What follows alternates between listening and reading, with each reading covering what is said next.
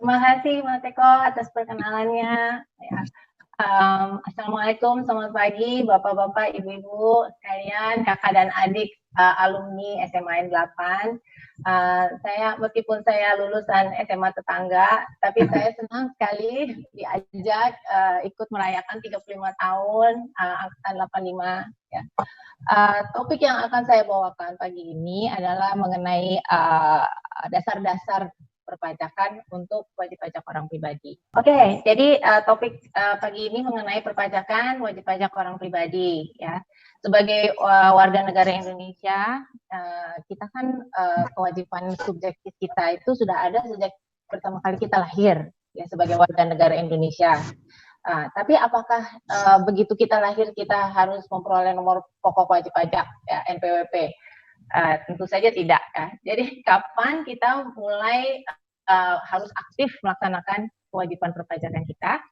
Orang pribadi yang harus memperoleh NPWP itu adalah apabila profesinya pengusaha atau melakukan pekerjaan bebas, itu harus memperoleh NPWP 1 bulan setelah usaha dijalankan. Ya. Sedangkan kalau karyawan, ya, kita harus melihat apakah jumlah penghasilan kita selama 1 tahun itu sampai akhir tahun itu apakah sudah melebihi penghasilan tidak kena pajak. Ya. Penghasilan tidak kena pajak itu berapa sih? Coba kita lihat. Kalau untuk wajib pajak orang pribadi yang statusnya single, ya belum menikah, itu 54 juta. Sementara kalau sudah menikah ada tambahan 4,5 juta. Ini per tahun ya. Kemudian tiap tanggungan lainnya, anak atau orang tua itu maksimum 3 orang, ditambahkan lagi 4,5 juta per orang. Berarti minimum PTKP itu 54 juta, sementara maksimum untuk menikah dengan 3 tanggungan itu 72 juta rupiah. Jadi misalnya ada adik-adik yang baru lulus kuliah nih, lalu baru mau mulai bekerja di bulan Juli ini. Misalkan gajinya 5 juta sebulan. Nanti kita harus proyeksikan di akhir tahun 2020 kira-kira gajinya total gaji berapa sih gitu kan. Juli sampai Desember berarti 6 bulan, 6 kali 5 juta adalah 30 juta. 30 juta kan lebih kecil dari 54 juta. Berarti kewajiban memiliki NPWP itu belum ada karena belum ada pajak yang harus dibayarkan. Tapi di tahun depannya, tahun 2021 dari bulan Januari itu kan sudah kita bisa proyeksikan kira-kira nanti di bulan Desember berarti total gaji setahun saya 12 kali 5 juta yaitu 60 juta. 60 juta itu lebih besar dari 54 juta berarti kewajiban untuk memiliki NPWP itu sudah ada ya. Dan waktu mendaftar paling lama akhir bulan berikutnya. Nah, kemudian bagaimana sih cara mendaftar NPWP itu? Ya. Sebelum pandemi ini biasanya orang gampang aja tinggal datang ke KPP ya untuk menanyakan bagaimana cara memperoleh NPWP. Ya. Pertama-tama kalau tips dari kita, pertama-tama yang harus dilakukan adalah tiap kali kita mau datang ke KPP itu mungkin kita telepon dulu ya.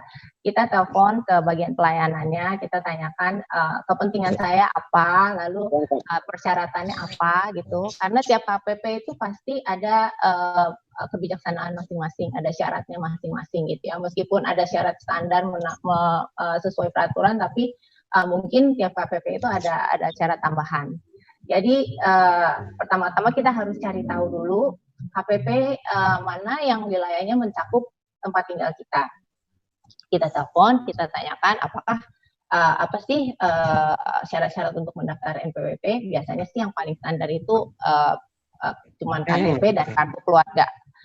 Nah, dan selanjutnya di sana tinggal isi formulir langsung NPWP itu bisa langsung diperoleh ya. Jadi memang daftar itu gampang. Nanti kalau mau menghapus itu yang susah. Jadi untuk sekarang ini di masa pandemik ini kan pelayanan itu kan sering tutup. Jadi KPP itu sudah memberikan kemudahan. Jadi sekarang bisa melakukan pendaftaran NPWP secara online. Jadi ada websitenya. Kita bisa langsung masuk ke website tersebut, lalu kita mengisi data-datanya online, nanti NPWP-nya akan diberikan melalui email kita. Kemudian setelah mendaftar NPWP, ini kalau NPWP bagi wajib pajak perempuan. Nah, untuk perempuan ini kasusnya agak berbeda dengan laki-laki karena peraturan perpajakan kita ini sifatnya patriarkal ya. Jadi dianggapnya adalah yang memiliki kewajiban untuk memiliki NPWP itu adalah laki-laki sebagai suami dan kepala keluarga. Nanti penghasilan istri dan anak-anaknya semuanya ikut dilaporkan di surat pemberitahuan tahunannya ayah. Ya. Tapi apakah perempuan yang belum menikah berarti tidak boleh punya NPWP? Enggak juga, ya, karena perempuan yang belum menikah tapi sudah memiliki penghasilan, sudah memenuhi persyaratan, itu juga wajib memiliki NPWP. Misalnya, apakah saya tahun depan mau menikah, apakah saya tetap wajib punya NPWP sekarang? Iya, ya begitu. Karena sudah ada kewajiban memiliki NPWP, jadi harus punya NPWP. Nanti tahun depan setelah menikah, apabila ingin melakukan kewajiban perpajakannya bersama suami, maka NPWP tersebut bisa dihapus. Gitu. Bisa mengajukan permohonan penutupan NPWP. Tapi apabila tetap mau, saya tetap mau lapor SPT saya sendiri, saya nggak mau gabungin sama suami saya, itu juga tetap bisa. Ya. Tapi ada konsekuensinya. Konsekuensinya adalah jika memiliki NPWP masing-masing, perhitungannya itu malah digabung. Jadi penghasilan suami dan istri itu harus dijumlahkan, kemudian dikenakan tarif pajak progresif 5-30%. Nanti ketemu total pajak yang harus dibayar sebagai keluarga, lalu dibagi lagi secara proporsional menurut penghasilan masing-masing suami istri. Ya. Jadi biasanya kalau suami dan istri masing-masing punya NPWP, itu malah ada tambahan kurang bayar pajak di akhir tahun. Jadi kurang efisien pelaporan pajaknya. Apabila suami dan istri karyawan ya.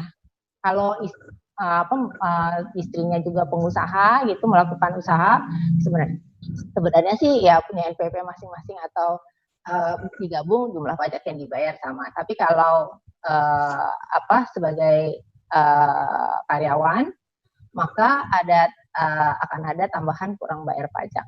Ya. Sementara kalau misalnya seperti saya tuh menggunakan NPWP suami saja, maka penghasilan saya itu hanya dianggap sebagai sudah dianggap sebagai final gitu. Pajak yang dipotong atas penghasilan saya dianggap final. Jadi penghasilan saya itu cuma dilampirkan saja di SPT suami saya. Ya.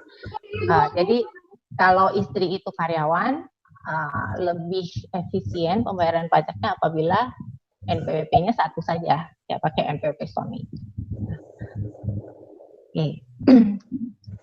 Sanksi dia tidak mendaftarkan NPWP sendiri adalah KPP bisa menerbitkan NPWP secara jabatan. Jadi tiba-tiba aja kita dikasih NPWP sama KPP. Begitu kita dapat NPWP secara jabatan, maka KPP bisa bilang, kamu belum lapor SPT 5 tahun terakhir. Tolong langsung laporkan SPT 5 tahun terakhir. Ya. Tentu saja dengan denda-dendanya, ya karena kan terlambat melapor SPT. Kemudian apabila WP tidak memiliki NPWP, maka tarif pajaknya bisa dikenakan denda juga, jadi lebih tinggi. Jadi kalau untuk PPh pasal 21 yaitu penghasilan dari pekerjaan, itu pemotongnya bisa mengenakan tarif pemotongan 20% lebih tinggi. Untuk PPh 22 ini untuk individu terutama apabila impor barang mewah itu tarifnya bisa 2 kali lipat. Ya. PPh pasal 23 itu mengenai dividen, bunga dan royalti itu bisa pajaknya 2 kali lipat juga. Ini kita bisa lihat di sini tarif pajak untuk orang pribadi ya, yang kita tarif pajaknya biasanya 5-30%. Apabila tidak punya NPWP, maka perusahaan bisa memotongnya 20% lebih tinggi, jadi maksimum bisa 36%. Kemudian ini adalah tarif PPh pasal 22, tadi saya bilang atas penjualan barang sangat mewah. Jadi bila ada yang membeli pesawat pribadi, kapal pesiar, helikopter, ya, mobil mewah, motor lebih dari 300 juta rupiah, itu dikenakan PPh pasal 22 5%, kalau tidak punya NPWP bisa jadi 10%. Sementara pembelian apartemen, kondominium yang harga jualnya lebih dari 30 miliar atau luas bangunannya lebih dari 150 meter persegi, dan rumah yang lebih dari 30 miliar atau luas bangunan lebih dari 400 meter persegi, itu juga dianggap sangat mewah, itu dikenakan PPh pasal 22%, kalau tidak punya NPWP ya jadi 2%. Nah, apa sih yang harus dilaporkan di dalam SPT, surat pemberitahuan tahunan? Jadi di Undang-Undang Perpajakan Indonesia, penghasilan itu didefinisikan sebagai sesuatu yang sangat luas gitu. Jadi apapun juga penambahan kekayaan atau apapun penghasilan yang diterima yang dapat meningkatkan kemampuan ekonomi atau menambah kekayaan, itu dianggap sebagai penghasilan. Ya. Jadi gaji, tunjangan, bunga, sewa rumah, dividen, capital gain, bahkan cashback kita itu yang dari OVO, dari Dana, itu tuh sebenarnya bisa dianggap sebagai penghasilan yang dikenakan pajak Indonesia. Ya. Nah, tapi apabila atas penghasilan itu ada yang diterima dari luar negeri, bila sudah membayar pajak di luar negeri, bisa digunakan untuk mengurangi jumlah pajak yang harus dibayar di Indonesia, ya, supaya kita tidak double tax, ya, tidak dikenakan pajak 2 kali, kita tinggal menunjukkan bukti, sudah bayar pajak kok di luar negeri, gitu. Jadi untuk mengurangi jumlah pajak yang harus dibayar di Indonesia. Untuk pengurang penghasilan pada saat menghitung pajak, ya, sebenarnya tidak banyak pengurang penghasilan yang ada. Jadi kalau untuk karyawan itu biasanya ada biaya jabatan yang jumlahnya 5% dari gaji atau maksimum Rp500.000 sebulan, itu sudah dipotong oleh pemberi kerja, sudah diperhitungkan oleh pemberi kerja. Ya. Kemudian ada juga penghasilan tidak kena pajak yang tadi saya sudah bahas, yang 54 juta sampai 72 juta itu setahun. Nah, selain itu ada juga donasi keagamaan. Nah, ini bisa juga dianggap sebagai pengurang penghasilan apabila donasinya diberikan kepada badan-badan yang diakui oleh Menteri Keuangan. Nah, jadi ada peraturannya, di situ ada daftarnya, badan-badan amal apa saja yang dianggap memenuhi syarat. Ya. Kemudian pada saat donasi kan nanti diberikan kwitansi tanda terima. Nah, itu adalah bukti donasinya yang bisa digunakan untuk mengurangi pajak yang penghasilan kena pajak. Ya. Tapi harus diperhatikan bahwa kalau kita itu penghasilannya hanya sebagai karyawan, ya, kita tuh nggak bisa menggunakan donasi ini untuk mengurangi penghasilan, karena pajak atas gaji kita sebagai karyawan itu kan sudah dipotong sepenuhnya oleh pemberi kerja. Jadi jika kita kurangin lagi, gitu, ternyata ada pengurangnya nih, saya sudah melakukan donasi keagamaan. Nah, berarti pajak yang dipotong pemberi kerja itu kan terlalu banyak. Nah, berarti kita status SPT kita nanti adalah lebih bayar. Kalau kita masukkan SPT lebih bayar, itu nanti akan diperiksa oleh kantor pajak. Jadi biasanya kita kalau sebagai karyawan, kita memberikan sumbangan keagamaan, ya itu benar-benar ya sumbangan aja deh gitu. Kita nggak akan masukkan ke dalam perhitungan perpajakan kita, karena nanti malah jadi bermasalah, SPT kita bakal diperiksa. Nah, kemudian kapan kita harus melaporkan SPT kita? Ya, SPT itu untuk SPT tahunan kita harus lapor pada batas waktunya udah tahu semua kan ya, 31 Maret pada tahun selanjutnya. Ya, jadi untuk tahun 2020 SPT harus dilapor 31 Maret 2021. Bila ada kurang bayar pajak, harus dibayar sebelum SPT bisa dilapor, karena kita harus masukkan kita harus lampirkan di SPT bukti pembayaran pajaknya. Ya. Kemudian bila ada kurang bayar pajak tersebut, kemungkinan besar kita harus membayar angsuran pajak. Ya, angsuran pajak bulanan itu, jadi kantor pajak itu menganggap bahwa, oh kamu misalnya saya ada kurang bayar pajak 100.000.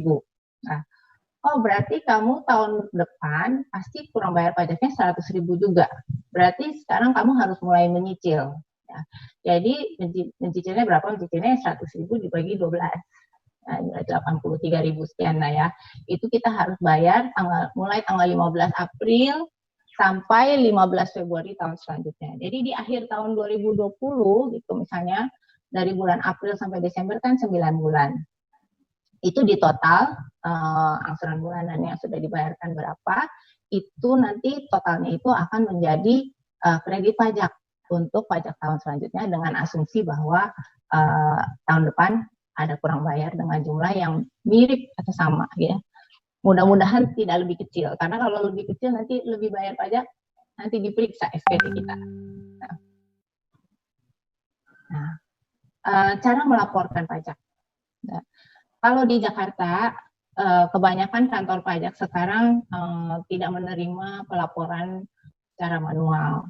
Nah, karena dianggapnya semua penduduk Jakarta itu sudah melek teknologi lah, udah punya account, udah punya komputer, udah punya email address, jadi semuanya harus melakukan pelaporan pajak secara e-filing. Kalau kita mau melakukan melaporkan perpajakan secara e-filing, pertama-tama yang kita harus lakukan itu setelah punya NPWP adalah harus memperoleh e-fin. E-fin itu caranya bisa datang ke kantor pajak, atau dalam masa pandemi ini bisa melalui email ya. Jadi kita telepon dulu ke kantor pajak, biasalah syaratnya apa-apa saja untuk memperoleh e-fin. Kemudian lalu kalau menurut informasi yang kita dapat, kita harus memberikan foto kita dengan memegang KTP kita gitu dan NPWP kita. Ada foto bahwa bukti ini mukanya saya seperti ini loh, ini KTP saya, ini NPWP saya. Kemudian juga ada fotokopi NPWP dan KTP-nya juga di attach. Nah, nanti e-fin-nya akan dikirimkan melalui email oleh kantor pajak. Nah, setelah kita memperoleh e-fin itu harus diaktifasikan di website-nya DJP Online. Setelah sudah confirm diaktifasikan, baru kita bisa melakukan e-filing. Nah, pada saat e-filing itu ada 3 metode untuk melaporkan SPT kita. Pertama-tama adalah dengan menggunakan e-form. E-form itu menggunakan IBM Viewer, jadi ada aplikasinya yang harus kita download, kemudian ada formulir yang bisa kita download. Enaknya menggunakan e-form ini adalah itu aplikasinya bisa kita save kan di komputer kita, jadi kita bisa baru isi sebagian, saya nggak tahu nih misalnya saldo bank saya berapa, saya save dulu deh, nanti saya ke bank dulu, saya cari saldo saya dulu, baru kemudian besoknya saya isi lagi. Nah itu karena e-formnya itu di save di komputer kita ya. Kalau e-filing itu harus isi secara online. Beratnya isi secara online ini adalah kalau tiba-tiba koneksi internet kita tiba-tiba putus, ya datanya hilang semua itu. Sementara kita belum lapor, jadi lebih capek. Nah, kemudian ada satu lagi menggunakan ISPT. ISPT ini adalah aplikasi juga yang dikeluarkan oleh kantor pajak. Jadi ada aplikasinya sendiri. Nanti setelah kita isi di aplikasi tersebut, nanti kita mesti generate file CSV yang seperti Excel, kemudian nanti file CSV-nya itu yang di-upload. Ya. Kalau kita sih biasanya sekarang paling gampang menggunakan e-form. Itu cara pelaporan e-filing yang paling mudah menurut kita. Nah, kalau ada kurang bayar pajak, bagaimana cara bayar pajaknya? Cara pembayaran pajak sekarang ini adalah kita harus memiliki kode billing dulu. Jadi kode billing itu kita peroleh melalui DJP Online. Kan tadi kita sudah punya account di DJP Online, kita tinggal login, terus kita pilih opsi mau bikin e-billing, kita masukkan kode bayarnya berapa, kemudian nanti akan ada kode billingnya. Kode billingnya itu bisa kita input di internet banking untuk melakukan pembayaran pajak, atau bisa juga kita bawa ke teller bank, nanti teller bank yang akan melakukan pembayaran pajak, kemudian bank nanti akan issue bukti penerimaan negara, ya BPN. Nah, BPN ini nanti harus dilampirkan di SPT saat laporan pajak. Jika kita terlambat melaporkan SPT, sanksinya adalah untuk kurang bayar pajaknya ada bunga 2% per bulan, Sementara untuk terlambat melapor itu sanksinya Rp100.000. Jadi tadi kan SPT masa itu kan harus dilapor tanggal 15. Jika terlambat dilapor, maka dendanya 100.000 per bulan. Jadi ya kalau terlambatnya berbulan-bulan ya bisa 100.000 kali 10, 1 juta rupiah. Jadi lumayan berat juga ya. Nah, di SPT ini, selain melaporkan penghasilan, kita harus melaporkan juga daftar harta dan kewajiban. Jadi, kan seperti tadi penghasilan yang dilaporkan juga termasuk penghasilan istri dan anak-anak. Dan daftar harta dan kewajiban ini juga mencakup harta dan kewajiban yang dimiliki oleh istri dan anak-anak. Nah, tapi kalau istrinya sudah hidup berpisah atau memang punya perjanjian pisah harta, atau yang tadi memilih untuk lapor SPT sendiri, itu tidak usah digabung dengan suami untuk melaporkan harta dan kewajibannya. Ya. Kenapa kita penting untuk melaporkan daftar harta dan kewajiban ini? Karena kalau ada harta dan kewajiban yang tidak kita laporkan di SPT dan nanti diketahui oleh kantor pajak, oh kamu tidak pernah melaporkan kamu punya harta ini gitu, itu kantor pajak bisa menganggap bahwa harta tersebut diperoleh dari penghasilan yang nggak pernah dipajakin. Ya. Jadi misalnya ada ibu yang punya emas, ya beli emas batangan gitu misalnya ya untuk investasi. Sebenarnya dibelinya dari penghasilan suami yang sudah dikenakan pajak. Nah, tapi tidak pernah dilaporkan di SPT suaminya. Suatu hari nanti misalnya anaknya butuh modal buat usaha. Kemudian ibunya bilang, ini nih saya berikan deh emas batangan ini, silakan dijual untuk modal usaha kamu. Pada saat menjual emas batangan tersebut, kan berarti anak itu menerima penghasilan. Nah, kantor pajak bisa menanyakan gitu misalnya, kamu buka usaha, kamu dapat modalnya dari mana? Oh, saya diberikan modal oleh ibu saya. Ibu saya punya waktu itu memberikan modal emas batangan pada saya, itulah yang saya jual. Terus nanti kantor pajak bisa tanya, itu ibu kamu dapat emas batangan dari mana? Coba saya lihat SPT ayah kamu, pernah nggak dilaporkan aset berupa emas batangan?